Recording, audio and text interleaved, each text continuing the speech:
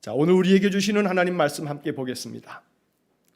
오늘 우리에게 주시는 하나님의 말씀은 요한복음 7장 1절로 9절의 말씀입니다. 요한복음 7장 1절부터 9절까지의 말씀을 봉독하겠습니다. 그 후에 예수께서 갈릴리에서 다니시고 유대에서 다니려 아니하심은 유대인들이 죽이려 함이로라. 유대인의 명절인 초막절이 가까운지라. 그 형제들이 예수께 이르되 당신이 행하는 일을 제자들도 보게 여기를 떠나 유대로 가소서.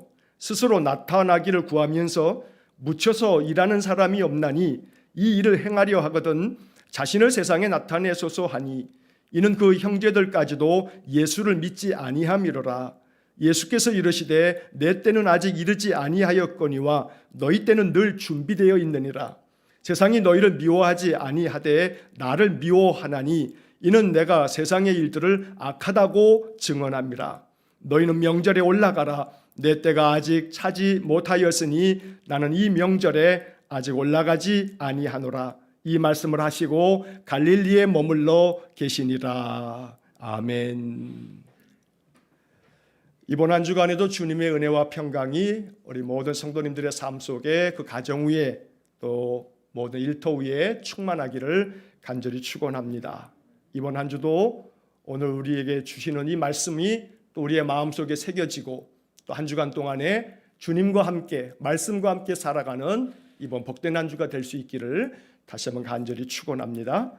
자, 지난주 화요일서부터 토요일까지 5일 동안에 자그만치 5일씩이나 이 요한복음 6장의 말씀을 새벽마다 쭉 읽어왔습니다. 71절까지 되어져 있는 아주 긴 장이었습니다.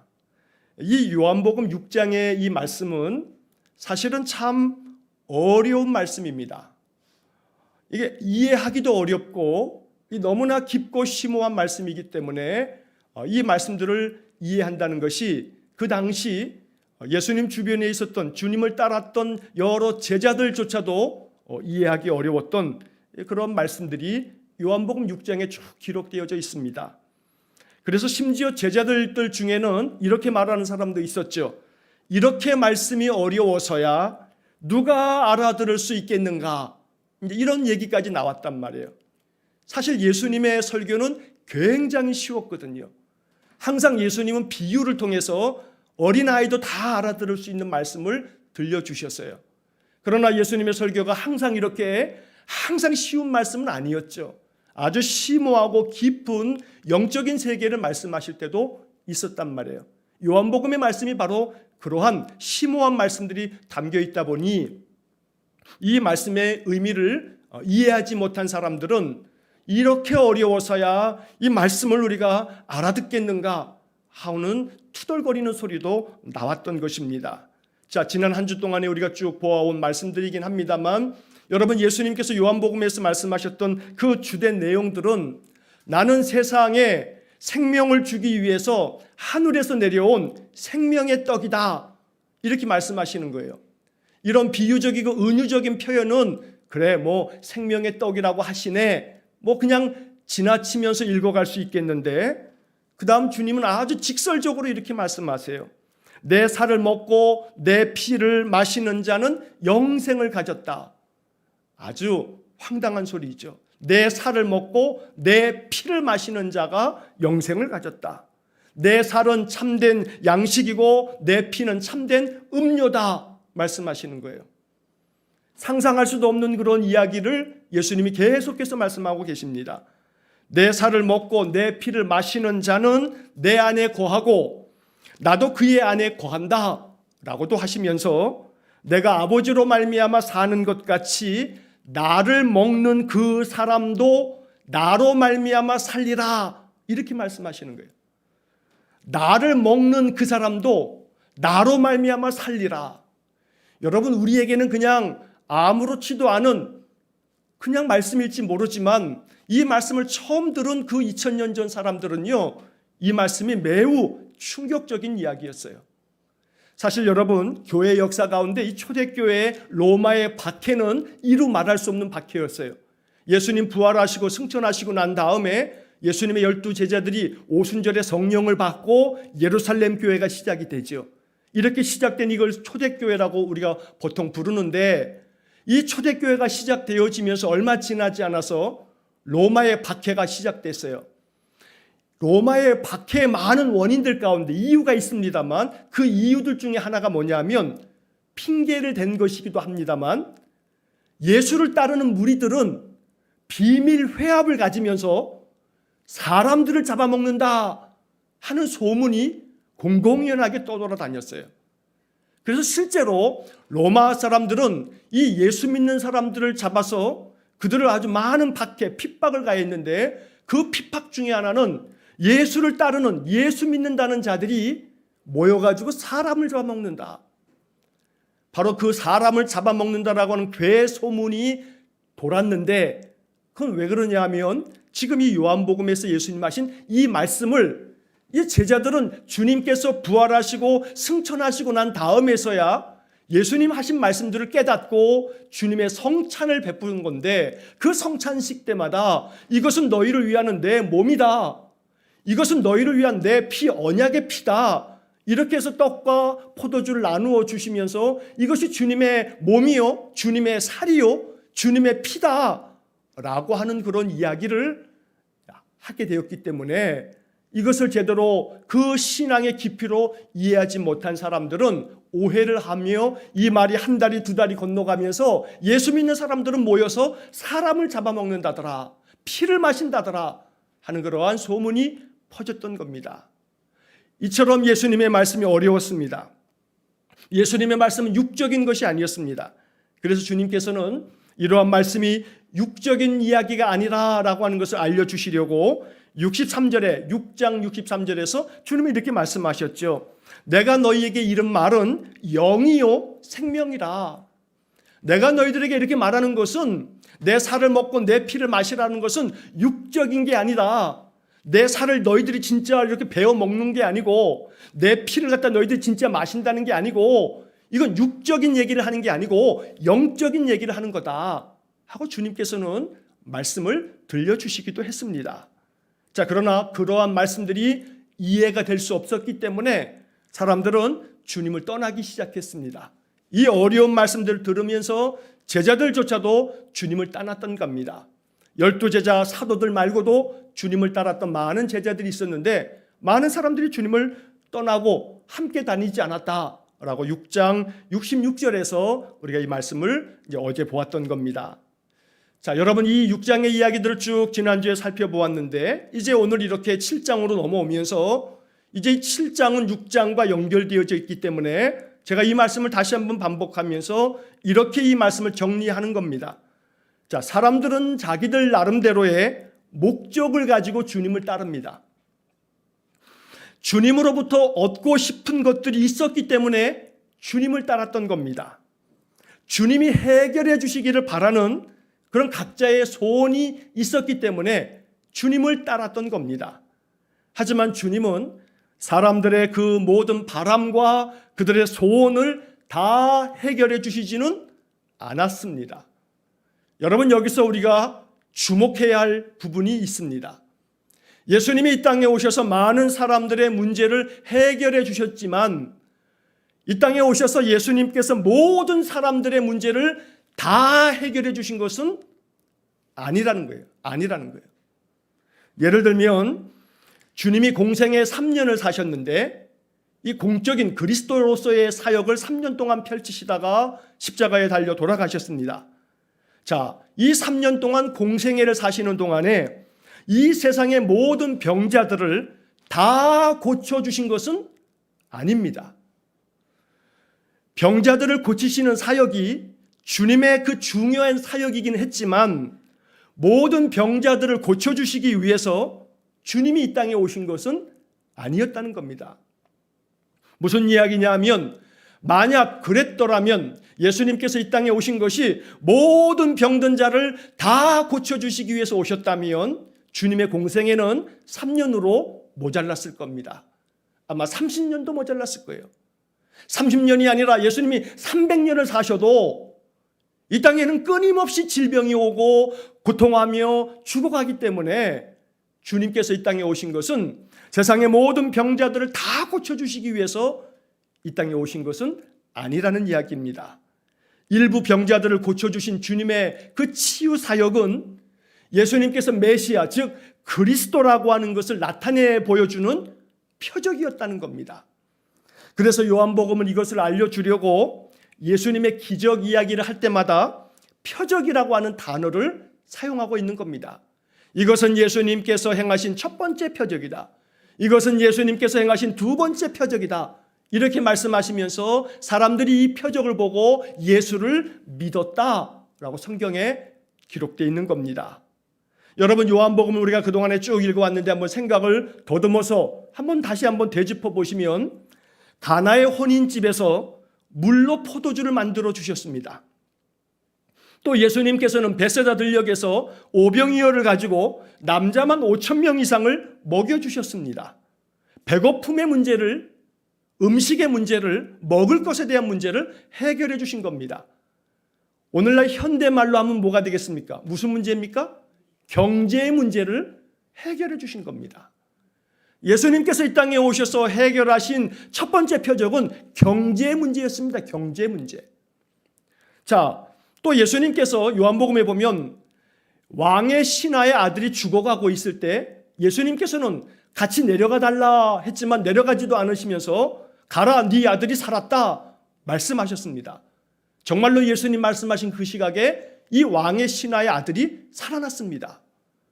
자, 예수님께서는 또한 베데스다에서 38년 된 병자를 고쳐주셨습니다.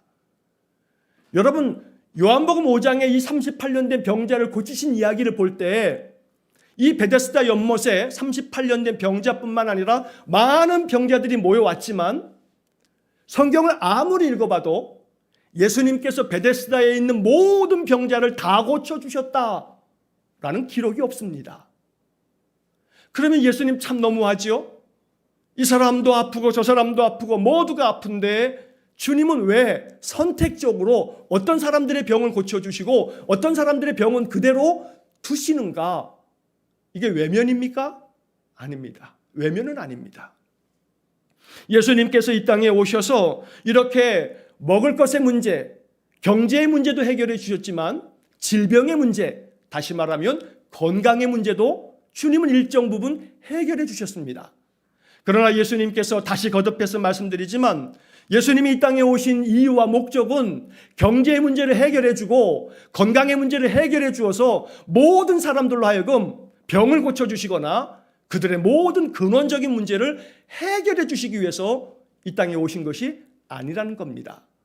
사람들에게 생각할 때, 세상 사람들이 생각할 때 인생의 근원적인 문제는 경제의 문제하고 건강의 문제 아닙니까? 여러분, 세상 사람들이 가장 힘들어하는 두 가지 문제는 경제의 문제하고 건강의 문제입니다. 그런데 우리 인생들이 생각하는 바와는 달리 주님께서 이 땅에 오셔서 해결해 주신 것은 일정 부분 경제의 문제와 질병의 문제를 해결해 주시기도 했지만 사람들의 이 문제들을 다 해결해 주시지 않으셨다는 겁니다. 오히려 예수님께서는 이 땅에 오셔서 경제의 문제나 건강의 문제를 해결해 주시는 것보다는 주님의 관심은 다른 곳에 더 많이 있었다는 겁니다. 그것은 요한복음 전체에서 우리가 앞으로도 계속 보겠습니다만 바로 죄와 사망의 문제에서 우리 인생들을 구원하는 것, 이게 주님의 궁극적인 목적이고 관심이었기 때문에 주님께서는 이 땅에서 모든 병자를 고치시거나 사람들의 모든 문제를 다 해결해 주시지는 않았다는 것을 우리가 복음서를 읽으면서 주의해서 주목해서 보아야 한다는 것입니다. 그래서 요한복음은 서두에서 세례 요한의 입을 통해서 이야기를 합니다. 세상 죄를 지고 가는 하나님의 어린 양을 보라. 주님이 이 땅에 오신 목적을 알려주고 계시는 겁니다. 자, 여기서 이제 우리들은 사람들은 경제적 문제, 건강의 문제를 해결하는 것이 목적이었지만 주님은 모든 인간들에게 생명의 길, 구원의 길을 만들어 주시는 것이 주님의 목적이었습니다. 주님이 이 땅에 오신 목적은 우리를 죄와 사망의 권세로부터 자유케 하시고 영원한 하나님 나라의 백성으로 살도록 만들어 주시려고 구원의 길을 이루시려고 이 땅에 오셨다는 이야기입니다. 자, 요한복음 6장에서 오병이어가 있고 난 이후에 이 오병이어의 기적을 행하신 다음에 예수님은 갈릴리 건너 저 가버나움 동네에 가셨습니다. 자, 이 가버나움 동네에도 많은 사람들이 따라왔습니다. 왜냐하면 그 전날 오병이어로 5천 명 넘는 사람들이 먹었어 하는 소문이 삽시간에 이 갈릴리 전역에 다 퍼졌을 겁니다. 뭐 갈릴리 주변이라고 해봐야 뭐 그 큰 땅도 아니기 때문에 온 유대 땅에 다 퍼졌을 겁니다. 가버나움에 계시다는 얘기를 듣고 사람들이 막 몰려옵니다. 예수님께서는 그들에게 마치 핀잔하듯이 너희들은 표적과 기사를 보지 않으면 너희들은 나를 믿지 않을 거다 하면서 너희들이 나를 따르는 것은 먹고 배부르기 위해서가 아니냐 하면서 주님은 그들을 꾸지람하듯이 말씀하시기도 했습니다.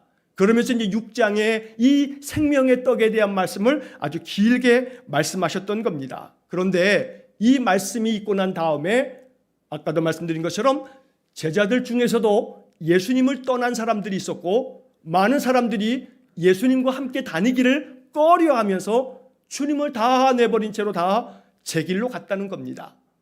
자, 그 이유는 다른 데 있지 않습니다. 사람들이 바라고 원했던 목적과 예수님이 바라고 원했던 목적의 방향이 서로 달랐기 때문입니다.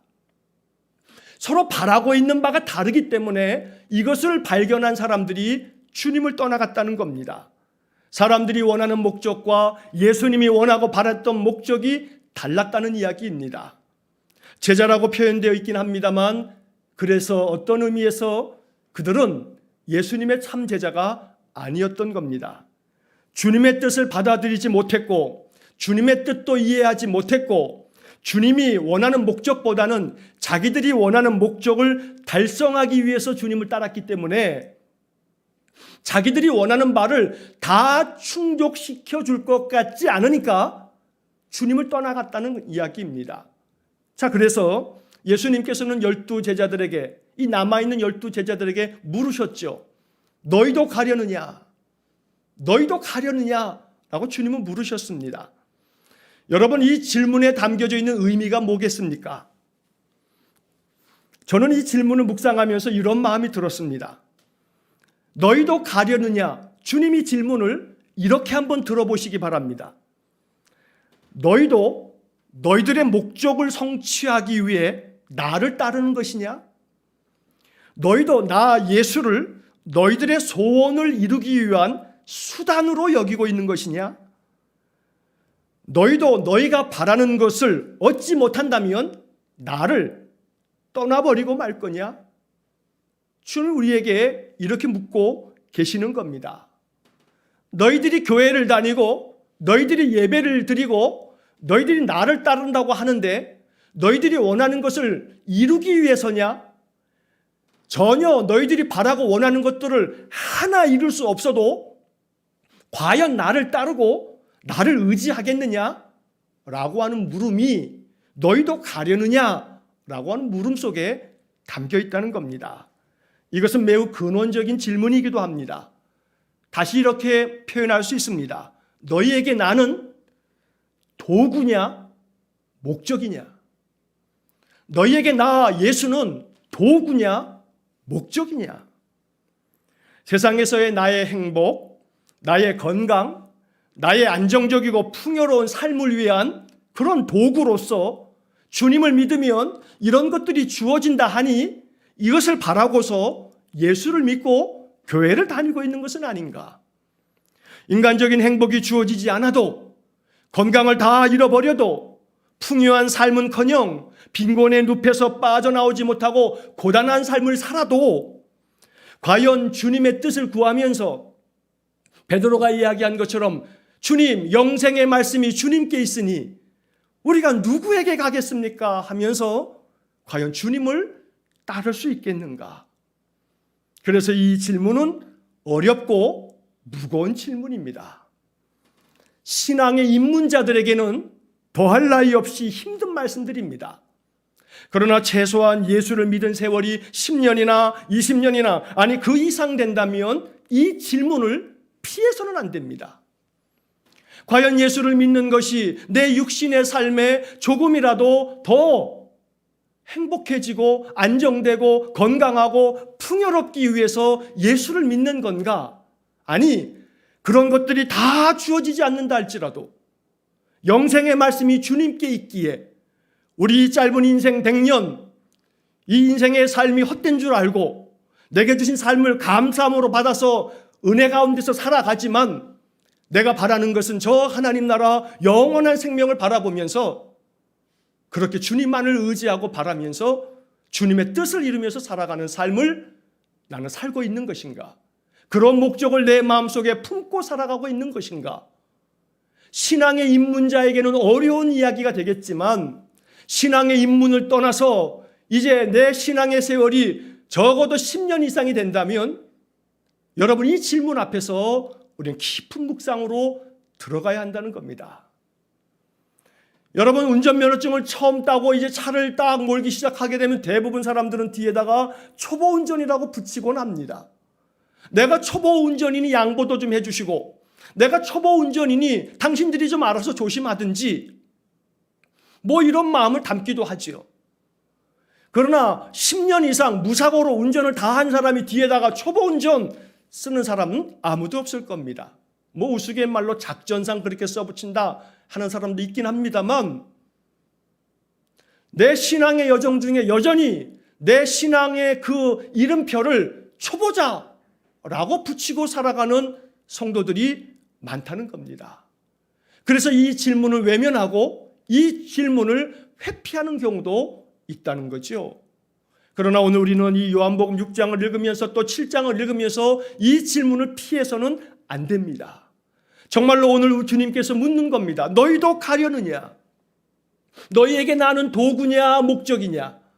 이 질문 앞에서 믿음의 입문 초보를 떠났다면 이제 이 질문 앞에 깊이 기도하며 주님께 대답할 수 있는 그런 우리의 결정이 있어야겠다는 겁니다.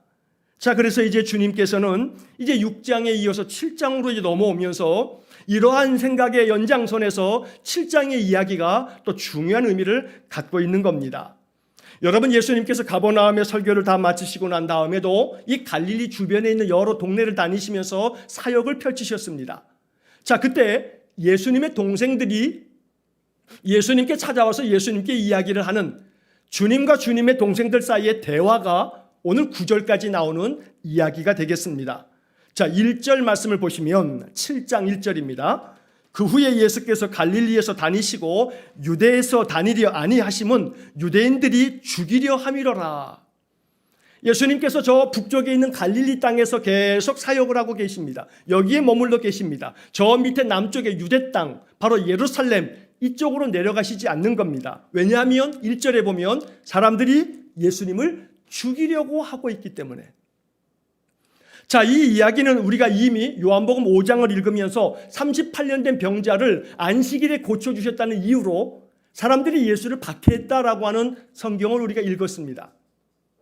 또 예수님을 그들이 죽이려고 했다라고 하는 말씀도 5장에서 우리가 이미 읽은 바가 있습니다. 이처럼 유대인들은 예수님을 박해하고 죽이려고 하는 마음을 계속 먹고 있었던 겁니다. 자, 여기 7장에 이르러서도 예수님이 저 유대 땅에 내려가지 않는 것은 예수님을 죽이려고 하는 자들이 있다는 것을 주님이 알고 계시기 때문에 갈릴리에 머무시면서 갈릴리를 다니시면서 주님이 사역을 펼치고 계시는 겁니다. 자, 그런데 유대인의 명절 초막절이 가까웠습니다. 2절 말씀에 그렇게 돼 있죠. 자, 유대인의 명절이 되게 되면 유대인의 모든 남자들은 12살 이상 된 모든 아이들은 또 모든 남자들은 의무적으로 예루살렘 성전에 가서 예배를 해야 합니다. 절기를 지켜야 합니다.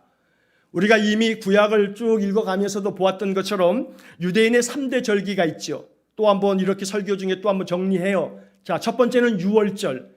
유월절과 바로 맞닿아 있는 무교절. 이게 하나의 절기죠. 또 두 번째 절기는 오순절 혹은 칠칠절이라고도 부르고 또 맥추절이라고도 불러요. 그 다음에 세 번째는 수장절, 장막절이라고도 부르고 오늘 성경의 번역에 의하면 초막절이라고도 불러요. 자, 이렇게 유월절, 오순절, 수장절 혹은 초막절이라고 부르는 이 3대 절기가 되면 반드시 예루살렘에 가서 짐승을 바치면서 예배해야 했다는 것이 율법이었어요. 그러니까 예수님이 지금 유대인들이 저 예루살렘을 중심으로 한 산헤드린 공회에서 예수를 죽이려고 한다는 그런 이야기를 예수님 이미 듣고 알고 계시기 때문에 갈릴리에 머물고 계셨는데, 공교롭게도 지금 초막절이 가까워오다 보니 예수님 어떻게 해야 되는 거예요? 예루살렘에 가셔야 되는 거예요. 자, 이렇게 예수님이 가셔야 되는 상황이 됐어요. 자, 그 다음에 이어지는 3절에 보게 되면 3절을 보십시오. 7장 3절. 그 형제들이 예수께 이르되 당신이 행하는 일을 제자들도 보게 여기를 떠나 유대로 가소서, 이렇게 말씀하고 있어요. 자, 여기서 그 형제들이라고 하는 것은 예수님의 동생들을 말하는 거예요. 자, 이 말은 뭔 얘기냐 하면 마태복음 13장 55절과 56절에 보면 예수님의 동생들의 이름이 나와요. 예수님의 친동생들이에요.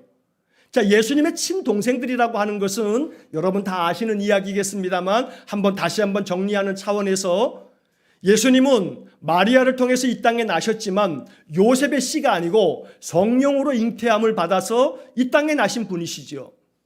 자, 그리고 난 다음에 요셉과 마리아가 이제 결혼을 하고 난 다음에 요셉의 씨, 요셉과 마리아를 통해서 나온 그런 동생들이 있는 거죠.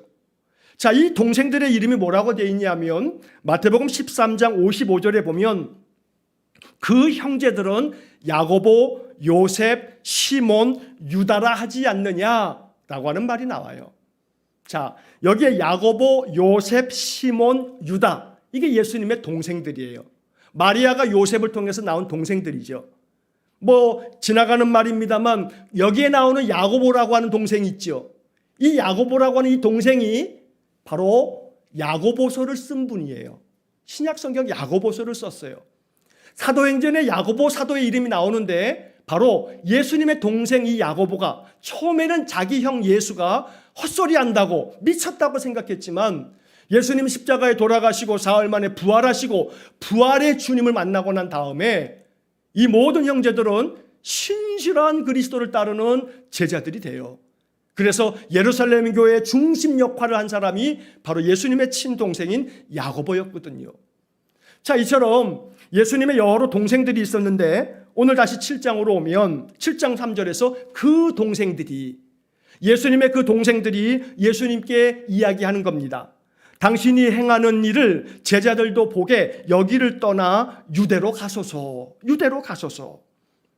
자, 이 말은 형님 여기 갈릴리 촌구석에서만 있지 마시고 초막절도 다가오는데 저 유대 남쪽에 우리나라의 수도인 예루살렘 가가지고 더 많은 사람들이 제자가 되도록, 더 많은 사람들이 형님의 그 놀라운 그 기적들을 좀 알 수 있도록 예루살렘에 가서 거기서 좀 이러한 능력을 펼치십시오 라고 말하는 겁니다.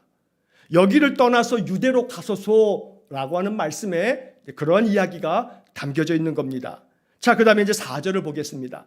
그들이 이렇게 얘기하는 이유가 있습니다. 4절에 스스로 나타나기를 구하면서 묻혀서 일하는 사람이 없나니 이 일을 행하려 하거든 자신을 세상에 나타내소서, 이렇게 말하는 겁니다. 여러분, 이 4절을 그냥 읽다 보면, 무심코 읽으면 그냥 지나치고 읽을 수 있는 그런 구절이 되는데, 이거를 좀 더 잘 그 상황을 보면서 읽게 되면 여기에는요, 이 예수님의 동생들의 마음이 담겨 있어요. 자, 스스로 나타내기를 구하면서 묻혀서 일하는 사람이 없지 않습니까, 형님? 이 예수님의 동생들은요, 예수님이 지금 묻혀서 지금 이 일을 하고 있다라고 본 겁니다. 왜 이 촌구석 갈릴리에서 이런 일을 하고 있느냐? 저 큰 땅 예루살렘에 가서 이런 일을 좀 펼쳐라. 나타내기를 스스로 구하면서 묻혀서 숨어서 이런 일을 하는 사람이 없지 않느냐? 여기서 은근히 이 예수님의 동생들은 예수님이 스스로 나타내기를 원해서 갈릴리를 다니면서 막 기적을 행하는 것처럼 착각하고 있는 거예요. 예수님은 스스로 자기 자신을 나타내려고, 나는 이러한 능력을 펼칠 수 있는 사람이야, 이거 나타내려고 하시는 게 아니거든요. 그래서 이제 그 다음에 이 일을 행하려 하거든 이렇게 기적도 보여주고 이런 능력을 나타내려면 자신을 세상에 나타내소서라고 말하고 있어요. 형님, 자기 자신을 세상에 좀 나타내십시오. 세상 사람들이 좀 다 알도록 나타내십시오. 그래서 어떻게 하라고요? 세상의 권세를 한번 휘어잡으십시오. 형님만한 능력이 있다면 저 예루살렘을 모두 다 장악할 수 있지 않겠습니까? 그러니 세상에 자기 자신을 나타내소서라고 이렇게 요청을 하고 있는 겁니다. 자, 왜 그러냐 하면 그 다음에 이제 생략된 게 그런 거죠. 동생들의 마음이 뭐예요? 형님이 능력을 세상에 나타내면 그래서 세상 권세를 다 손아귀에 놓는다면 동생들인 나도 우리도 떡고물 좀 떨어지지 않겠습니까, 형님? 그러니 여기에 머물지 말고 유대로 가소서라고 이야기를 하고 있는 겁니다. 자, 쉬운 성경으로 이 4절의 말씀을 보면 이렇게 쉬운 성경에 번역이 되어 있습니다. 누구나 자기가 하는 일이 은밀하게 행해지지 않고 사람들에게 알려지기를 바라는 법입니다. 형님이 이런 일들을 행하고 계시다면 자신을 온 세상에 알리십시오. 쉬운 성경의 번역에는 형님이 이렇게도 번역해놨죠. 이게 이해하기가 훨씬 쉬워요. 형님이 자기 자신을 세상에 좀 알리십시오. 그래야 세상 사람들이 형님을 알 거 아닙니까? 은밀하게 묻혀서 숨어서 이런 일 하지 마시고 저 예루살렘 수도에 가서 많은 사람들에게 이런 일들을 행하십시오 라고 이렇게 이야기를 하고 있는 겁니다. 자, 그들에게는 마음의 목적이 있었어요. 이렇게 얘기하는 데는 목적이 있는 거예요. 어떤 목적이요? 우리 형님이 모든 권세를 틀어잡고 자신들도 형님 밑에서 부귀영화 누리려고, 그게 바로 동생들의 목적이었던 거죠. 그러니까 이 동생들의 목적과 예수님의 목적이 달랐던 거죠. 그래서 예수님께서는 이야기를 하십니다. 5절을 한번 보겠습니다. 자, 7장 5절에 보면 사도 요한은 이 예수님의 동생들의 말을 이렇게 해석을 한 겁니다. 5절, 이는 그 형제들까지도 예수를 믿지 아니함이로라. 여기 번역을 정확하게 보세요. 이는 그 형제들까지도, 그러면 이 번역 속에는 6장이 연결되어져 있다는 것을 알 수가 있죠. 많은 제자들이 이 일 후에 예수님을 떠났습니다.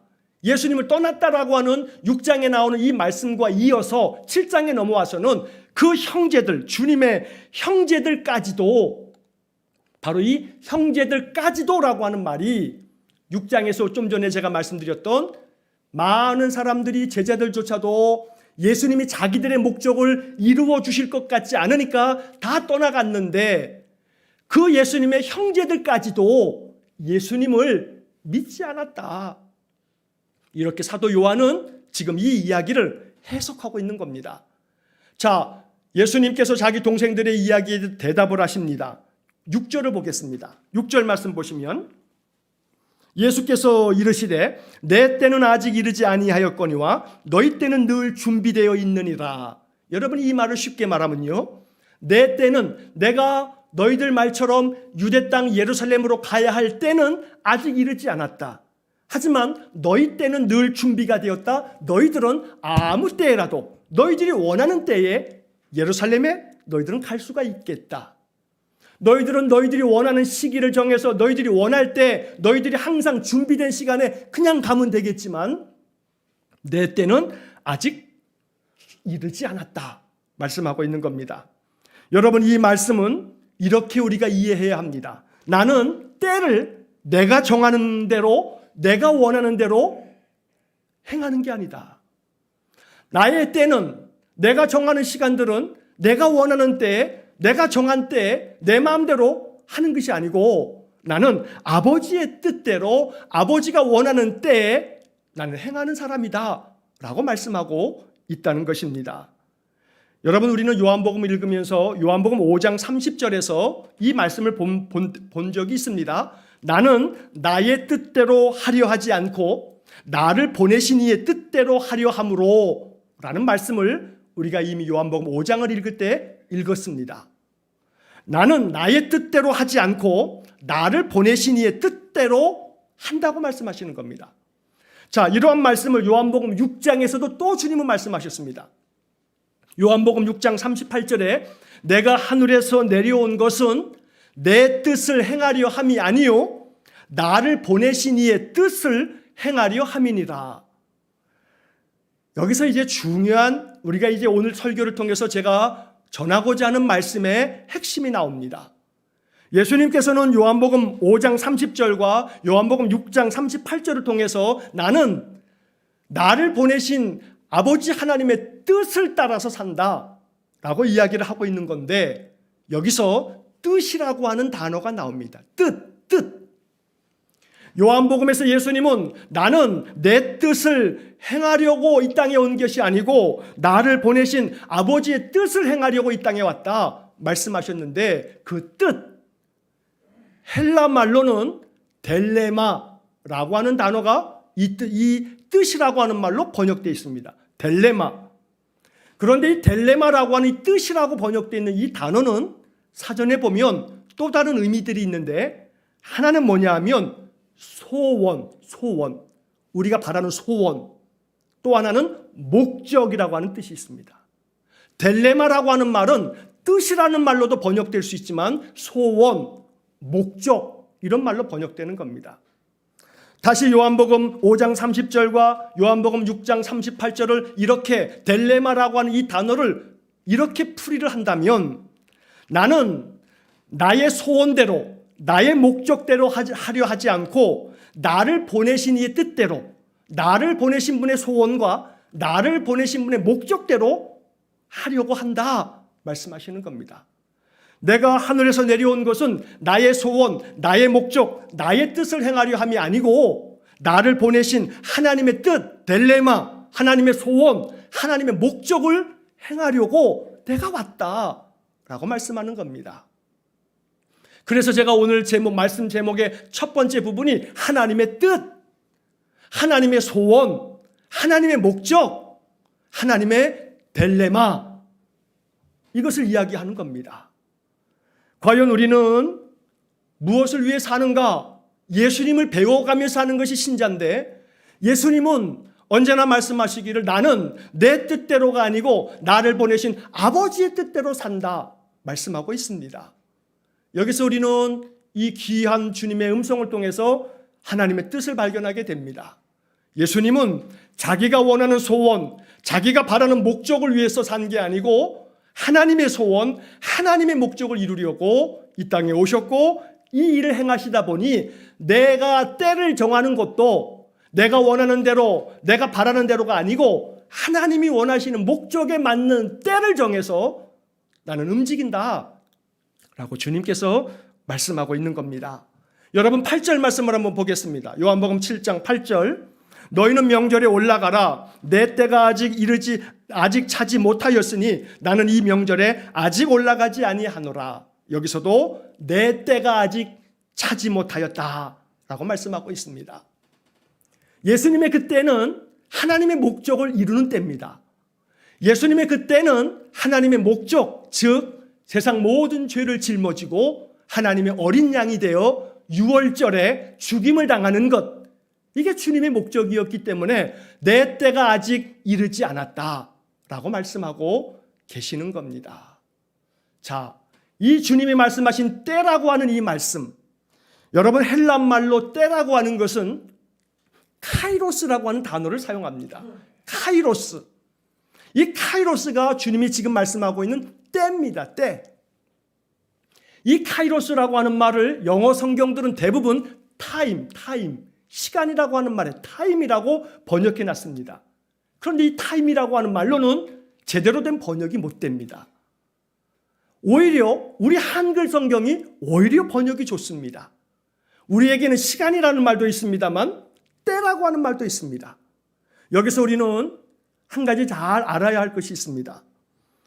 성경에 이 신약 성경은 헬라어로 되어 있는데 이 헬라어 성경에는 시간을 나타내주는 여러 단어들이 있습니다. 그 중에 대표적인 두 개의 단어가 있는데 하나는 크로노스라는 단어입니다. 이 크로노스라고 하는 단어는 물리적인 시간을 말하는 겁니다. 여러분 시계를 딱 보시면서 지금 몇 시 몇 분이군, 몇 시간 남았네, 몇 분 남았어, 이렇게 말할 때 시간은 크로노스라고 하는 시간입니다. 물리적으로 째깍째깍째깍 하면서 흘러 지나가는 시간, 우리는 이 크로노스라고 하는 인생의 시간을 살고 있는 겁니다. 반면에 이 크로노스라고 하는 시간 말고 또 헬란말로 시간을 나타내는 단어가 있는데 오늘 성경에 사용된 바로 카이로스라고 하는 시간입니다. 이 카이로스라고 하는 시간은 개인의 삶에 영향을 미치는 매우 의미 있는 어느 한 시점, 이게 바로 카이로스입니다. 여러분들의 인생에 아주 매우 결정적인 어떤 순간을 여러분들이 떠올리신다면 바로 그 시간, 이게 카이로스라는 겁니다. 한 예로 여러분들이 결혼을 했다 그러면 여러분들의 그 결혼을 했던 그날 여러분들의 인생은 바뀐 겁니다. 우스갯농담입니다만 내가 그때 이 사람과 결혼하지 않고 내가 그때 첫사랑과 결혼했으면, 부질없는 소리입니다만 때가 결정됐죠. 뭐가요? 크로노스가 아니라 카이로스가 결정된 겁니다. 하나님께서 이 사람을 만나게 함으로 말미암아 내 인생이 이렇게 되었지, 내 인생의 삶에 매우 결정적인 순간이나 어떤 한 시점, 이게 바로 카이로스의 시간입니다. 성경적으로 이야기하면 하나님께서 내게 찾아오셔서 내게 역사를 일으켜 주시는 바로 그 시간, 이게 바로 카이로스입니다.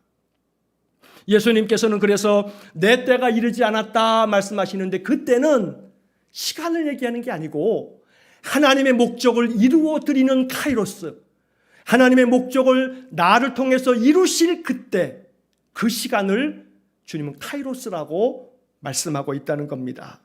자, 이제 이야기를 정리할 겁니다. 여러분, 오늘 이야기가 혹 어렵게 들리신다면 거두절미하고 이렇게 생각하시면 됩니다. 사람들이 예수를 따르다가 다 예수를 모른다 하면서 도망쳤습니다. 예수를 다 떠나갔습니다. 왜냐하면 자기들의 목적, 자기들의 소원, 자기들의 뜻, 자기들이 가지고 있었던 딜레마, 이것하고 예수님의 목적, 예수님의 소원, 예수님의 뜻하고 너무 달랐기 때문에, 나는 이것을 바라고 있는데 예수님은 이걸 해결해 주는 게 아니라 나는 별로 관심도 없는 저걸 해결해 주겠다고 말씀하신다는 겁니다. 나는 경제의 문제를 해결해 줬으면 좋겠는데, 나는 질병의 문제를 해결해 줬으면 좋겠는데, 예수님은 경제의 문제나 질병의 문제는 어떤 사람들은 해결해 주는 것 같은데 나는 거들떠도 보지 않는 것 같고, 오직 주님은 계속 나에게 말씀하시기를 죄와 사망의 권세에서 너를 구원하여 하나님 자녀 되게 하겠다. 나는 별로 관심도 없는 이야기만 계속 해대니까 예수 필요 없네 하고 떠나더라, 이 말입니다. 예수님의 동생들도 형님 세상에 나타내셔야지요, 세상 사람들 다 알도록 저 예루살렘 가서 뭐 명절도 다가오니까 예루살렘 가서 기적을 좀 베푸십시오. 그래서 세상 권세를 한번 확 휘어잡으십시오. 생략된 말은 그래야 우리도 호강하지 않습니까? 자기들의 목적을 가지고 예수님을 도구화한 겁니다. 이에 대해서 예수님은 내 때가 아직 이르지 않았다. 나는 오직 하나님의 뜻, 딜레마, 하나님의 목적, 하나님의 소원을 이루는 데에만 내가 순종하며 움직인다. 주님 말씀하시는 겁니다. 그래서 이제 결론입니다. 나 자신의 인간적인, 나 자신의 어떤 육신의 요구대로 살아가면서 이 요구, 이 욕망, 인생을 살아가면서 필요한 것들, 그 필요를 주님이 모르지 않습니다. 주님도 우리가 먹어야 할 것과 입어야 할 것과 거하여 살 집이 있어야 함을 압니다. 세상 사람들에게 필요한 모든 것을 우리도 필요하다는 것을 주님이 압니다. 그런데 이런 것들을 추구하는 것 잘못 아닙니다. 죄 아닙니다. 하지만 주님을 따르는 목적이, 주님을 따르는 이유가 이 세상적인 필요와 요구와 욕망을 해결해 달라는 이 하나의 목적만을 가지고 따라간다면 주님의 뜻, 주님의 그 목적, 주님이 바라는 소원과 너무나 다르다 보니 우리도 주님을 떠나갈 수 있다는 겁니다. 그래서 주님이 6장에서 말씀하셨듯이 너희도 나를 떠나려느냐, 너희도 가겠느냐 하는 물음이 7장에도 계속 이어지고 있다는 겁니다. 7장에서 다시금 주님은 또 한 번 말씀하는 겁니다. 내 때는 하나님이 결정하시고 내 목적은 하나님이 결정하신다. 그래서 나는 오직 하나님의 뜻과 하나님의 때를 받아서 하나님의 뜻대로 하나님의 때에 순종하는 그런 삶을 산다 하고 말씀하고 있다는 것입니다. 이제 오늘 우리는 이 말씀 앞에서 응답해야 합니다. 여러분들이 신앙의 초보를 넘어섰다면, 여러분들이 예수 믿은 지 5년, 10년 그 이상이 되셨다면 이제는 신앙의 입문자가 아니고 그래도 조금 더 성숙된 마음으로 6장과 7장을 읽어야겠습니다. 그리고 내가 예수를 믿고 내가 교회를 다니며 내가 하나님 섬기는 사람이라고 기독교인이라고 말할 때에는 내 목적, 내 소원, 내 뜻을 이루기 위한 수단으로서가 아니고 오직 나에게 내 근원적인 문제, 나를 죄와 사망에서 구원하여 주시고 나로 하여금 영원한 하나님 나라의 백성으로 살게 하시고 이 땅 짧은 100년의 인생의 삶을 살더라도 정말로 주님을 기쁘시게 해드리고 나를 통해서 하나님의 뜻, 하나님의 목적이 이루어지도록 나를 통해서 하나님이 그토록 바라시는 바가 펼쳐지도록 주님처럼 내 때를 하나님께 맞출 줄 알고 내 목적을 하나님께 맞출 줄 아는 삶을 사는 것, 이것이 바로 이 말씀 앞에 우리가 응답해야 할 고백이 된다는 겁니다. 어렵게 생각하지 마시고 이번 한 주 동안에 여러분들이 가정에서 여러분들의 식구들과 살 때, 여러분들이 여러분들의 일터에서 만나는 많은 사람들과 여러분들이 지낼 때 여러분들을 통해서 하나님이 바라시는 바, 하나님이 목적하시는 바, 하나님의 딜레마, 하나님의 뜻이 이루어지도록 여러분들의 말과 행실 속에서 예수 향기가 나타나기를 축복합니다. 여러분들이 늘 마음에 관심 가져야 할 많은 것들은 세상에 먹고 사는 문제가 중요하지만 여기에만 천착하지 마시고 내 주변에 내가 만나는 사람들의 영혼을 바라보면서 이 사람의 영혼이 죽어가고 있는 것은 아닌가? 이 사람의 영혼이 갈급한 것은 아닌가? 이 사람의 신앙이 회복되어야 되는 것은 아닌가? 그래서 그 사람들에게 하나님의 은혜의 평강의 복음을 전할 줄 아는 그런 삶, 여기에 용기를 낼 줄 아는 그러한 삶, 그래서 그들에게 따뜻한 격려와 위로의 말씀이라도 문자 하나라도 보내면서 주님의 뜻을 이루어드리는 그런 삶을 사는 것, 이게 바로 그 시간이 하나님의 카이로스가 된다는 겁니다. 여러분들을 통해서 여러분들이 이번 주 한 주간을 살아가는 그 시간들이 단순히 크로노스의 시간을 살지 마시고 여러분들을 통해서 하나님의 뜻이 펼쳐지도록 카이로스의 시간을 사실 수 있기를 축복합니다. 이 말씀 앞에 순종할 때 하나님의 때가 임하게 된다는 겁니다. 그러므로 이 한 주간 동안에 예수의 향기를 말과 낯빛과 행실을 통해서 아름답게 드러내는 거룩한 주님의 제자들 될 수 있기를 주의 이름으로 간절히 축원합니다. 기도하겠습니다. 사랑이 많으신 하나님, 요한복음 6장과 7장의 말씀이 너무나 어렵고 무거워서 주님을 따르던 제자들조차도 예수님을 떠나버리는 일이 있었지만 주님이 이 말씀을 더 깊이 묵상하면서 너희도 가려느냐 주님 우리에게 물으신다면 베드로처럼 주여 영생의 말씀이 주님께 있는데 우리가 누구에게로 가오리까 대답하면서 우리 또한 주님처럼 하나님의 딜레마, 하나님의 소원과 하나님 목적을 이루기 위해 내 시간과 내 삶을 주님께 드려 하나님의 카이로스가 내 삶을 통해서 이루어지도록 내가 주님께 순종하는 그리스도인 되겠습니다. 대답하며 응답하는 저희 모두가 되게 해 주옵소서. 그래서 이번 한 주간을 살 때 내가 만나는 가족들, 내가 만나는 많은 일터에서의 사람들 가운데 나의 말과 행실을 통해서 예수의 향기를 드러낼 수 있는 거룩한 주님의 제자들 되게 해 주옵소서. 예수님 이름으로 기도하옵나이다. 아멘.